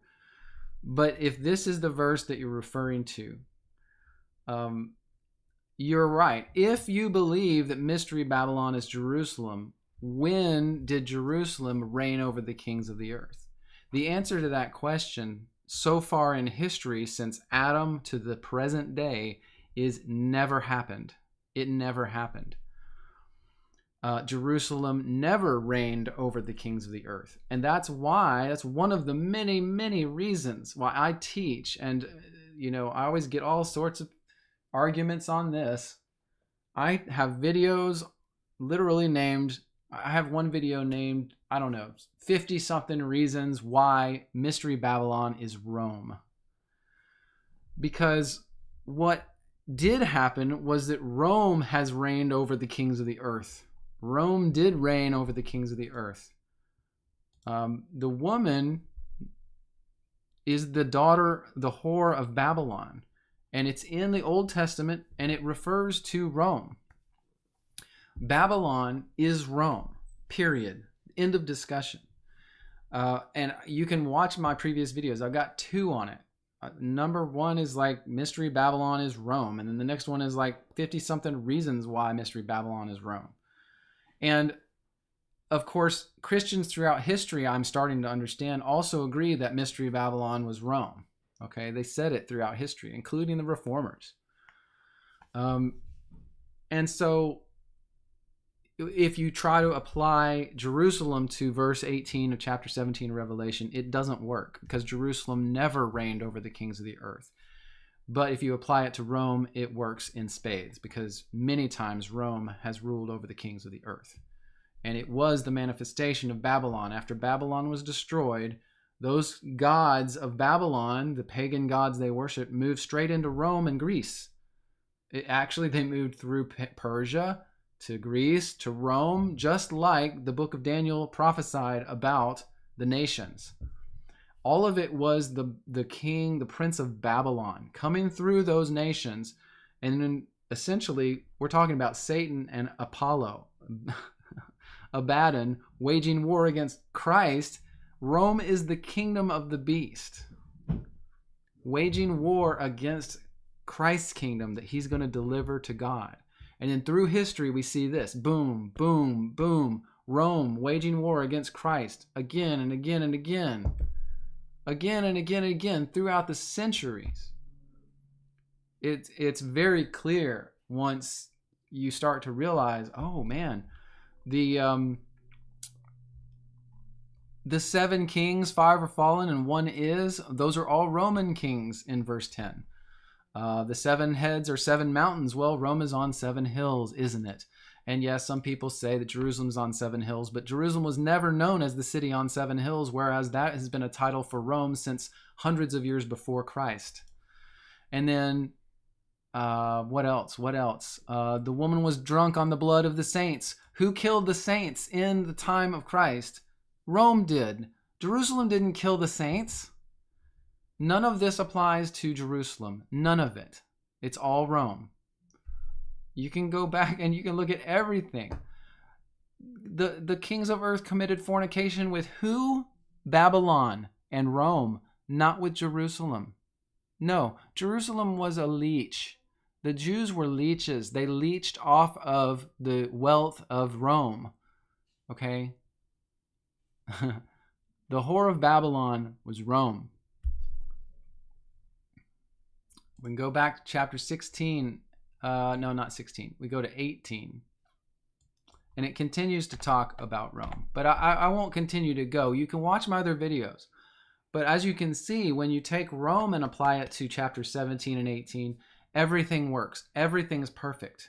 It's like the puzzle is clear. If you apply Jerusalem to all those things, then it just feels it's all out of place. Things don't match. All nations did not drink the wine of the Israelite nation or of Jerusalem, but they did of Rome, and they committed fornication with Rome. Her sins have reached unto heaven. Yes, they have. Her plagues will come in a day, mourning and famine. Well, did plagues come? And again, this is the day of the Lord. You must understand this is going to be clarified in a very short while for you. Her plagues come, death, mourning, famine. This all happened in Rome, not in Jerusalem. Now, there were some things that happened in Jerusalem. Yes, there was the siege of Jerusalem. There was famine during that time. There was fire. But trust me, when you apply Rome to these two chapters, everything makes sense. When you apply Jerusalem, only parts of it make sense. And that's because Jerusalem did not work with all the merchants of earth. They did not have merchandise of gold and silver and stones and pearls and all this, ivory and wood and all manner of vessels and cinnamon. They did not import from all nations on earth. Rome did. Rome had ports on the sea. They literally were bringing in imports from all over the Mediterranean, all over the known world, all the time. This applies to Rome. So again, you get that correct understanding, Pamela's channel, and then you see, well, okay, Rome did reign over the kings of the earth.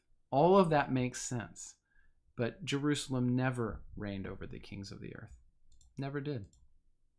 So I hope that's helpful. I know I always get a lot of people that are like, they don't want that to be true. They want it to be Jerusalem so that all of Revelation fits into 70 AD.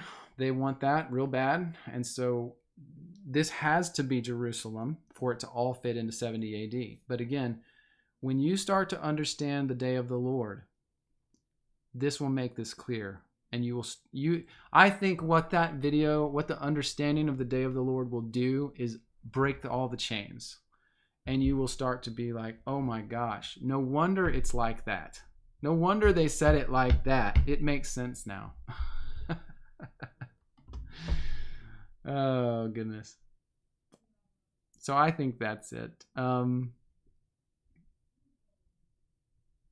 thank you, Linda Connor, for your sweet, sweet words. You just build my heart. You build it. Thank you. All right, guys. Thank you so much for your time, guys. I think we'll end it for the day. I think we'll be about done here. I feel like I've preached a little bit.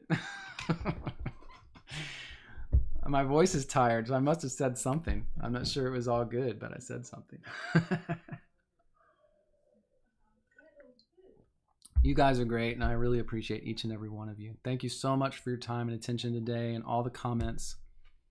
I do care about each and every one of you. I know we don't all agree on everything, and I appreciate you coming back and being with me. That's one thing I will, of course, want to be, is I want to be consistent with you guys. I really do. And so as time gets crazy, we'll be here together. Let's just do that for each other, okay? And again, I'll try to put your prayer requests in our prayer channel. We'll be praying through the week. And we just really appreciate each and every one of you. Thank you so much, and God bless.